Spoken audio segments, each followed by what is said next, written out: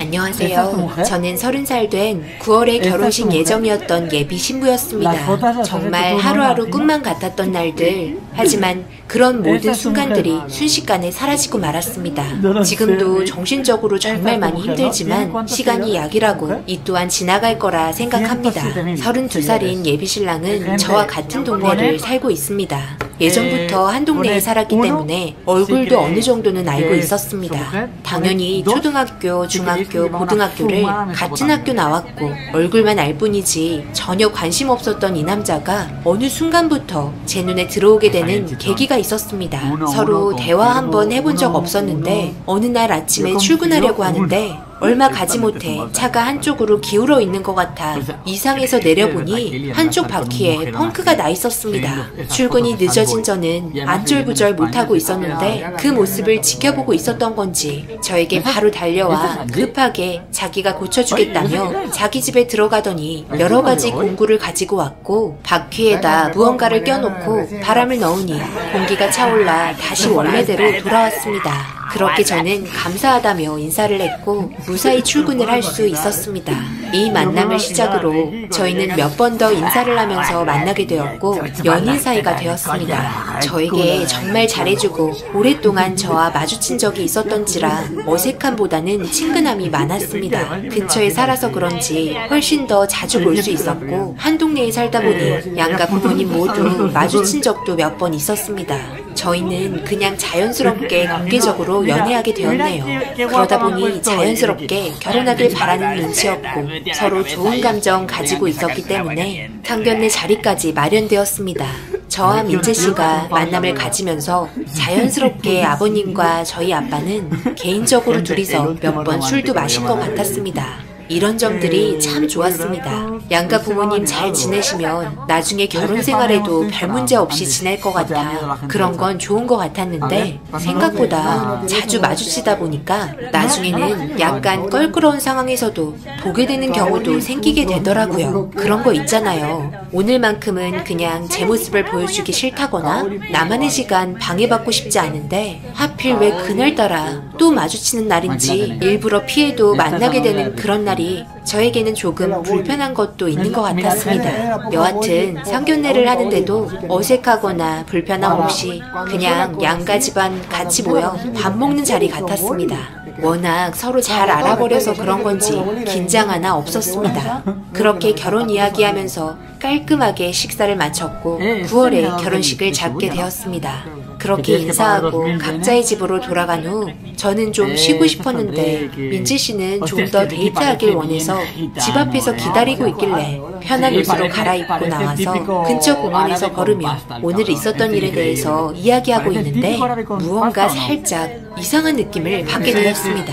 별 생각 없이 대화한 건데 머리털이 서는 느낌이랄까요? 연희야, 오늘 그래도 괜찮은 자리 같았어. 별 트러블 없이 잘 끝났잖아. 아버님께서 워낙 우리 아버지랑 자주 술을 드셔서 그런지 상견례 자리가 전혀 불편하지 않더라. 그리고 오빠는 연희 너 워낙 어렸을 때부터 봤잖아. 너는 잘 모르겠지만 오빠는 네가 어렸을 때 일들 다 기억하고 있거든. 옷 색깔도 몇 개 기억나는 것 같은데. 그리고 너 초등학교 때 소풍 가는데 엄마가 김밥 안 싸줬다고 엄청 투덜거렸었잖아. 중학교 때는 네가 사춘기가 왔는지 집에서 나오면서 아빠한테 소리치며 용돈 안 준다고 소리친 적도 있지? 고등학교 때야 많이 성숙해져서 그런지 그래도 부모님 말 잘 들으며 지낸 것 같았고 알게 모르게 네가 커가는 모습 몇 번 봤었다. 이렇게 말하니까 내가 나이가 엄청 많아 보인다. 2살밖에 차이 안 나는데 너 면접 보러 갔을 때 정장 입고 갔었잖아. 그때 합격했다고 너희 부모님과 통화하면서 걸어가는데 눈물 흘리며 마스카라 번진 상태로 집에 들어갔었잖아. 별의별 기억이 다 나는 것 같다. 이런 말들을 자연스럽게 이야기하는데 꼭 내 옆에서 계속 나를 지켜봐온 사람처럼 거의 모든 모습을 기억하고 있는 것 같아 약간 소름이 돋기 시작했습니다.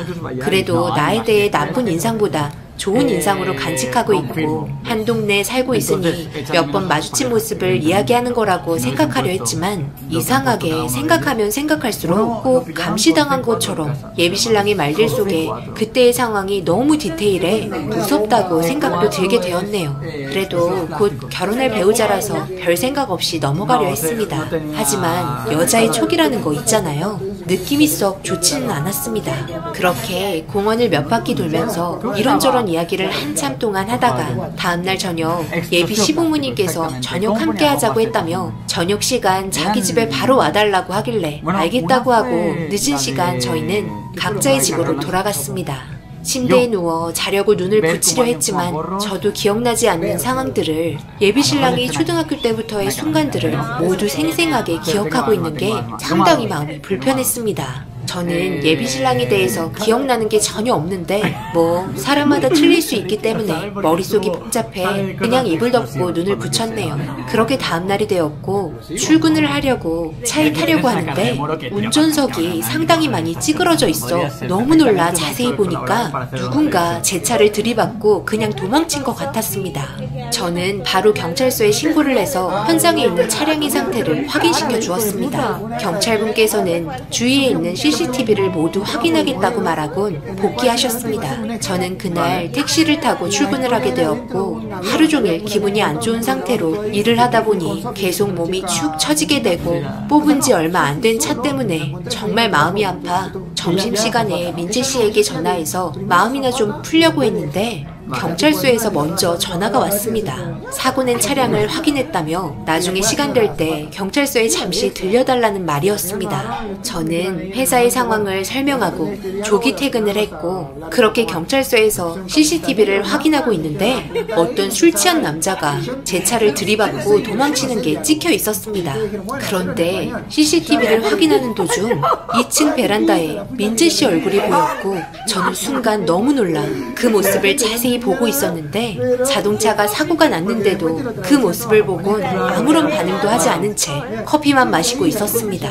어두워서 잘 보이진 않았지만 서 있는 모습과 그 집은 민재 씨의 집이 분명했습니다. 그런데 갑자기 경찰분께서 저에게 사고가 난 영상을 보여주다 말고 이상한 점을 발견했다며 다른 차가 제 차를 들이받기 전에 어떤 남자가 와서 제 차를 펑크냈다며 현장 상황을 보여주었습니다. 그런데 그 모습을 보곤 머리에 번개를 맞은 것 마냥 엄청난 충격을 받고 말았습니다. 제 바퀴에 펑크를 내고 있는 사람은 다름 아닌 민재 씨였습니다. 모자를 깊이 눌러쓰고 마스크를 쓴 상태였지만 체형이며 신발이며 그리고 걸음걸이며 모든 게 민재 씨였습니다. 분명했습니다. 더 확신할 수 있었던 건 팔목에 저와 함께 맞춘 커플 팔찌를 착용하고 있었습니다. 그렇게 10분 뒤 음주차가 제 차를 들이박은 거였습니다. 그 모습을 2층에서 쳐다보고 있었던 거고요. 온몸이 소름이 돋고 도대체 무슨 상황인지 이해할 수 없어 멍하니 화면만 바라보고 있는데 일단 음주 차량을 수배하겠다며 나중에 다시 연락을 준다고 하길래 저는 감사하다는 말을 하면서 경찰서에서 나왔습니다. 하늘이 노랗게 변해버린 상태에서 어떤 식으로 말을 이어나가야 할지 정말 너무 무섭고 손발이 떨려 제대로 서 있을 수 없어 벤치에 앉아 한참을 고민했습니다. 일단 저는 왜 그랬는지 알고 싶었고 어차피 부딪혀야 진실을 알 수 있기 때문에 예비 시부모님 저녁 초대도 있어서 민재 씨 집으로 향했습니다. 집 근처에 도착하자 민재 씨는 먼저 퇴근했는지 문 앞에서 저를 기다리고 있었고 저에게 웃으면서 달려와 제가 들고 있는 가방을 들어주며 음식 다 차려놨다며 빨리 들어가자고 저를 보며 웃어주고 있었습니다. CCTV에 찍혀있던 얼굴 표정과는 정말 너무 달랐습니다. 저는 아무 말 없이 집에 들어갔고 잘 차려진 음식이 있는 식탁에 앉았습니다. 저를 보며 웃어주시는 예비 시어머니께서는 맛있게 먹으라며 제 앞에 음식들을 놔주기 시작했고 아버님께서는 간단하게 맥주 한잔 하자며 저에게 캔맥주를 한 잔 건네주었습니다. 일단 조금의 술이라도 들어가야 용기가 날 수 있을 것 같아 입술이 타기 시작한 저는 캔맥주를 벌컥벌컥 마셨고 그 모습을 아버님께서는 뿌듯하게 쳐다보시며 아주 잘 먹는다며 칭찬해주고 있었습니다. 제 속마음은 그렇지 않은데 말이죠. 그렇게 음식을 먹으며 화기애애한 분위기가 이어졌고 저녁 식사가 끝이 나자 잠시 식탁 좀 치우고 과일 먹자면서 저보고 민재씨 방에 잠시 들어가 있으라며 치우는 거 도와준다는 말에도 괜찮다며 등 떠밀려 민재씨 방에 강제로 들어와 버렸습니다. 경찰서에서부터 기분이 좋지 않았기 때문에 평소처럼 대할 수 없어 고개를 떨구고 있는데 그 모습을 보고 무슨 일 있냐며 걱정스러운 눈빛으로 저를 보고 있었습니다. 아침에 음주운전 차량이 내 차를 들이받았다며 한탄을 했고 걱정스러운 눈빛으로 경찰에 신고했냐며 금방 처리될 수 있으니 걱정 말라고 제 등을 쓰다듬어 주었습니다. 목 끝까지 왜 그랬냐는 말을 하고 싶었지만 오늘만큼은 일단 피하고 싶었습니다. 그래도 저 때문에 고생해서 음식까지 만들어주신 어머님께 상처 주고 싶지 않았습니다. 민재씨는 과일 가져가라는 어머님의 말에 잠시 기다리라며 과일 가지고 오겠다고 방에서 나갔고 저는 처음 민재씨 방에 들어와 봤기 때문에 이리저리 두리번거리며 방 구경을 하고 있었습니다. 침대에 앉아있는 상태였기 때문에 잠시 일어나 책상 구경 좀 하려고 하는데 일어나는 순간 제 발 뒤꿈치에 무언가 툭 부딪히는 느낌이 들어 침대 밑을 보니 작은 상자가 있었습니다. 별 생각 없이 손을 뻗어 상자를 꺼냈고 열어보려고 상자를 들추는 순간 민재씨가 들어왔습니다. 그런데 제가 상자를 열면서 이건 뭐야? 라고 말을 하는 순간 화들짝 놀라며 들고 있던 과일 접시를 던지면서 제가 들고 있던 상자를 달려와 뺏으려고 하는데 너무 힘차게 뺏어서 그런지 안에 있던 내용물이 모두 밖으로 빠져나왔습니다. 발밑에 펼쳐진 것들에 눈을 돌리면서 저는 온몸이 굳어버리고 말았습니다. 그 상자 안에 있던 것들은 모두 제 사진들이었습니다. 더 충격적인 건 초등학교 때 제가 걸어가는 모습들이며 중학교, 고등학교 뒷모습, 다른 데를 쳐다보고 있는 모습들, 그런 사진들이 가득 들어있었습니다. 저는 사진들과 민재씨를 번갈아 쳐다봤습니다. 지금 이 사진들 뭐야? 왜 내 모습들이 담긴 사진들이 여기에 들어있는 거야? 이거 지금 나 따라다니면서 찍은 사진들이야? 그게 그냥 어렸을 때부터 너한테 관심이 있었어. 그래서 사진이 찍고 싶어서 간직하고 싶어서 그랬어. 그게 지금 말이라고 하는 거야? 이 문제는 정말 심각한 거 아니야? 이런 행동 부모님께서도 알고 계셔? 아니, 몰라. 미안해. 나는 단지 예전부터 너의 모습을 사진으로 담고 싶었을 뿐이야. 너한테 관심이 있었어. 그래? 그럼 내가 지금 말하는 거 설명해봐. 내 차의 펑크는 왜 낸 거야? 내가 오늘 경찰서 가서 어떤 일이 있었는지 알아? 음주운전 차량이 내 차를 들이받기 전에 먼저 와서 내 차에 펑크를 냈더라. 내가 몰랐을 줄 알아? 커플 팔찌 보고 바로 알았다고. 그게 내가 다시 고쳐주려고 했어. 아침에 너한테 전화 오면 내가 다시 고쳐주려고 했다고. 그냥 너한테 관심 받고 싶었어. 관심? 아니 그래서 멀쩡한 자동차 바퀴를 펑크 냈단 말이야? 그럼 설마 예전에 자동차 펑크 났던 것도 일부러 펑크 낸 거야? 미안해.